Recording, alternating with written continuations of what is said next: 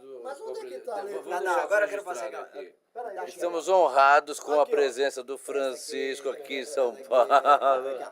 Pronto, Panda, tá aqui. Vai. como é que são aquelas palhinhas que o John dá no final das gravações que só tu sabe como é? Aliás, me conta como é que tu foi aprender inglês. Por que tu foi aprender inglês? Me deu o Paul cantar. Tu tá me entrevistando?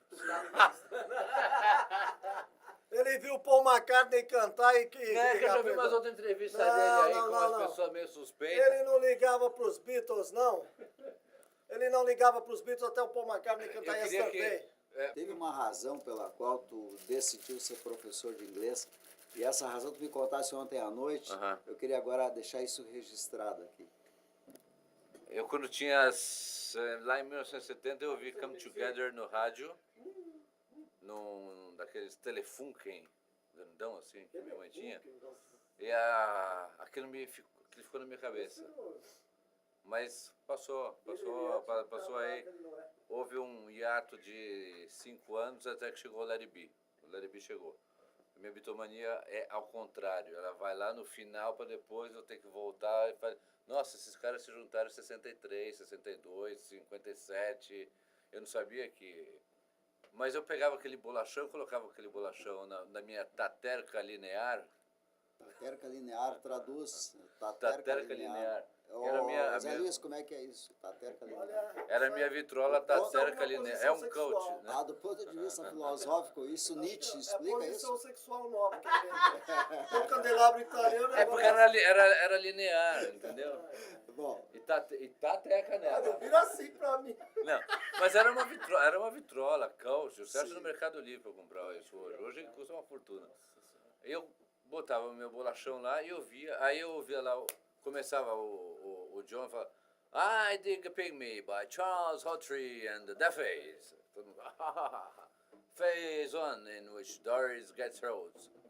Aí ficava marcando. Aí eu ouvia aquela coisa terminava a frase, terminava a música, começava uma outra. O que vem depois do Two of Us. Two of Us? Depois vem... Diga Pony. No Diga Pony eu lembro que tinha aquela respiradinha de tipo, hold it! Ok. Depois vem... Bom, todas aquelas conversinhas entre uma faixa e outra, falas, aquelas falas ali queria me saber deixavam... o que era isso. Aquilo pra mim era o código da Vinci. Era o meu código da Vinci, bitolesco. Cada vez se dava 10, né? Tu precisava decifrar aquela... Eu queria decifrar, eu queria entender o que conversa era aquilo. essa? Eu queria entender o que era aquilo, o que eles estavam falando ali, entre uma música e outra. E aí vem o John falando, Queen says no to pot smoking in the palace. Mas é muito baixinho, você tem que levantar muito volume para você ouvir o John falando lá no fundo, no estúdio. Né? É como se eu estivesse lendo o jornal, né? A rainha diz não a fumar-se maconha no palácio. Né? E no Get Back mesmo, no início do Get Back, ele entra e fala, eles falam alguma coisa que é meio inteligível ali e depois ele entra e fala Sweet Loretta Fart. Fart é pum, né? O que é lá? Fart, Sweet Loretta Fart. Qual que é essa No início de Get Back, ele fala, é a que tá no Let It Be. Ele vira e fala, não, mas ele fala antes, ele fala assim, Sweet Loretta Fart thought she was a cleaner, but she was a frying pan. Get it? O que quer dizer isso? Sweet Loretta, a doce veiaca Loretta, mais ou menos isso, fart. Né? Não exatamente traduzido como pum, né? Mas você fala, I'm an old fart, I'm just an old fart, eu sou um velho, tô ficando velho. Você fala, old fart é uma expressão pra você falar que... não, he's just an old fart. Aquele cara lá é um velho sem noção. É meio assim, E por que é meio tu acha pejorativo. que o editor lá da masterização final deixava essas conversas? Eu tinha um charme, eu acho que aquilo aí deixava um charme. É o que a gente acha, muito mas grande. por que naquela época eles resolveram deixar? Porque isso era incomum deixar essas sujeiras de gravação, né? Mas aí no Let It Be eles exageraram, né? Eu acho que ali eles deixaram mesmo pra... Não sei, pra mim aquilo... E que o Leno fala lá no fim de... Então, mas o Leno... Aí eles estão, antes de entrar Get Back, eles falam assim, Sweet Loretta Fart thought she was a cleaner, but she was a frying pan. Quer dizer, a veiaca da Loretta pensou que ela fosse uma cleaner, né? Uma limpadora, uma pessoa que limpa. But she was a frying pan, mas ela era uma frigideira. Que não tem nada a ver, são coisas totalmente nonsense. A respeito do Get Back, todos eles estavam com o saco muito cheio e não suportavam o Phil Spector, que é o produtor. Então, o pessoal estava com o saco cheio deles entre si e não gostavam do Phil Spector. Estava de saco cheio e era uma produção. Tanto que tem o original, o Let It Be original, eu já ouvi isso. A maçã era vermelha. O selo da Apple é o único disco que tem a maçã vermelha. Todos os outros estão a maçã verde. O selo original era vermelho. Não sei se é um protesto, mas o quê. Mas tem uma assinatura forte do Phil Spector que os caras já não gostavam dele, assim. Ele era um cara meio intragável. Mas no meu caso, esse não gostar do Phil Spector, ter saco cheio do Phil Spector, para mim serviu como um código a ser decifrado de todas aquelas coisas que eles falavam ali. Aquilo ali eu ouvia e falava, eu quero entender o que é isso. Né? E aí lá no final, quando eles terminam de cantar Get Back, aí todo mundo aplaude, aí ele vira, acho que é a voz do John, que ele fala, We'd like to say thanks on behalf of the band and now says we hope we pass the audition.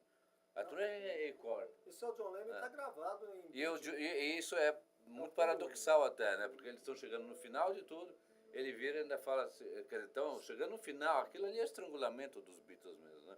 Mas aquela frase ele diz, né? Gostaríamos de agradecer a todos e we'd like to say thanks, we'd like to say thanks on behalf of the band. Gostaríamos de agradecer em nome da banda e nós mesmos, nós esperamos que tenhamos passado no teste. Isso é paradoxal, né? Depois de tudo que eles fizeram, passaram no teste, né? Já tinham deixado uma obra monumental, né? Mas eu só fui, quer dizer, aquilo fez com um garoto de 7, 8 anos começasse a se enveredar por livros de inglês ali, ser autodidata, e depois com 10, 11 anos, aí são 38 anos de contato com a língua inglesa e 30 dando aula e 30 anos, o ano que vem, 30 anos, mas ainda bem que eu fiz a barba ontem e a barba... Para a gente fechar essa entrevista, todo mundo... Aliás, deixa eu deixar bem claro que trabalho com inglês é o meu ganha-pão. Nunca fiz nenhuma outra atividade, qualquer outra atividade diferente de trabalhar com o idioma inglês, mas por obra e graça dos Beatles. Tranquilo. E todo mundo diz que sabe, outros gostariam de saber, outros sabem, mas nem todo mundo sabe exatamente qual é o sentido daquela última frase que Lennon diz depois que eles, lá no show do telhado, ele, depois de 909, One of the 909. One of 909, ele diz aquelas palavras no final, e o que significa aqui? Tem uma parte que ele fala assim, essa Danny Boy, na verdade, é uma música folclórica, faz parte do folclore da Escócia. Da Escócia. Foi tocada, inclusive, na abertura dos Jogos Olímpicos. Tá. De todo o Reino Unido. Cada um dos países do Reino Unido tem então chama-se Danny Boy, né? O U2 canta isso em shows, né? E agora, qual que era a outra mesmo? Você estava falando Danny Boy? Eu tinha falado de Danny Boy, mas tem uma outra coisa no Let It Be, tem uma outra parte interessante no Let It Be, que ele fala do... Ele fala, a parte interessante, a parte que me deixou completamente maluco, é quando ele entra e fala assim, I Dig a Pygmy by Charles Hawtrey and the Deaf Aids. Aí dois Phase 1, in which Doris gets Rhodes. Aí ele dá uma... E entra Two of Us. Então, ali aquilo me... Já entra It really blew me away. Né? Aí ele vira e fala, né? I Dig a Pygmy, né? Eu amo um pigmeu. By Charles Hawtrey and the Deaf Aids. Que seria um título de um filme do Charles Hawtrey, que foi um comediante britânico muito famoso, que era muito do gosto do Lennon. Ele foi um dos precursores do humor britânico que se conhece hoje, do humor inglês. E ele fala eu amo um pigmeu de Charles Hawtrey and the Deaf Aids. Deaf Aids, para para os bitomaníacos mais assim, era o apelido dos amplificadores dos Beatles nos estúdios, né? Os surdos. Os auxiliares surdos, aqueles amplificadores Vox, né? By Charles Hawtrey and the Deafheads.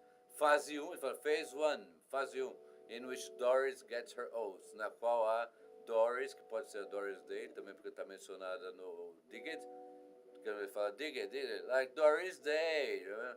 A Doris, in which Doris gets her oats. Oats é mingau. Quando a Doris recebe mingau, vai comer mingau. Dizem por aí, existem algumas interpretações que quando a Doris recebe mingau, tem uma conotação sexual. A saber e a pesquisar. Valeu, Panda. Obrigado. Vamos tocar mais um pouquinho para aproveitar o tempo.